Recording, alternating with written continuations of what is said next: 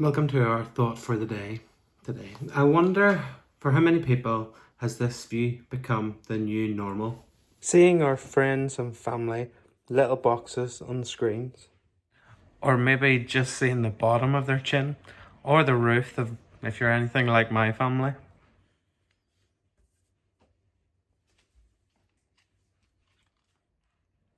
You're on mute. Or maybe not hearing them at all because you're on mute.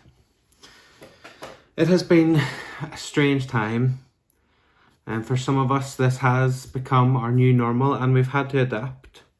For some people, they'd never FaceTimed or Zoomed or anything like that before, but there are a few people who have changed. For example, my 95-year-old granda was on a Facebook Messenger chat with our family, and unfortunately he was one of the few that we could only see the top of his head. And Granny Margaret, who just turned 86, she was on that same chat as well. And even more astonishing than that, just yesterday morning, I witnessed something I never thought I would witness in my life. I had my first ever Zoom meeting with my boss, Reverend Mackey.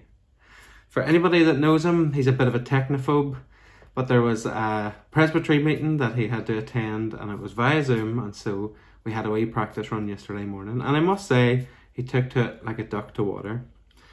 But the thing is, with all of these Zoom chats and FaceTimes and Messengers and House Party, whatever app you're using, it's not quite the same as when you're with someone face to face, when you can actually meet up with them.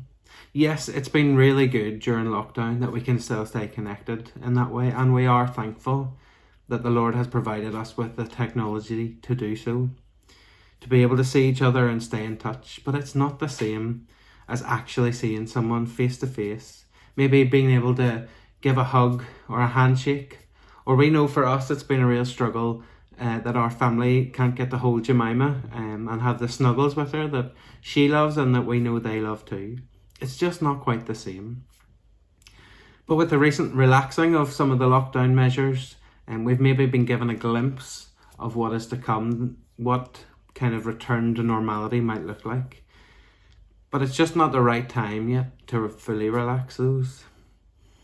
God tells us in Paul's letter to the Corinthians, the church in Corinth, in chapter 13, verse 12, that, well, the whole of life is a bit like that, that what we're seeing right now is not quite what it's meant to be. I'll read the verse to us. Verse 12 in chapter 13 says, "For now we see in a mirror dimly, but then face to face. Now I know in part, then I shall know fully, even as I have been fully known." You see, in life in general, regardless of lockdown or not, things here aren't the way they are meant to be. There is something even greater coming. Just as when we see each other on Zoom or one of the other apps, we know that that's not quite how it's meant to be. We've seen how it was in the past, and we're looking forward to something better in the future. And that's the whole story of the Bible. God created the world perfectly right at the very start, and something went wrong in the middle, and we call that thing sin. And we're now living in that period where things aren't quite right. But God has a plan. God has already put his plan into action.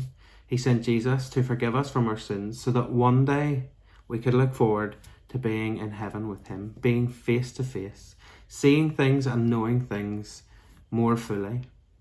And so as we are maybe starting to take those slow steps back towards normality, as you're maybe having fewer and fewer Zoom chats with people, let's think forward to the time when instead of seeing things through a murky mirror or something's not quite right, that we will see things fully. We will see God face to face, and we will be in the full beauty of heaven if we trust and follow him.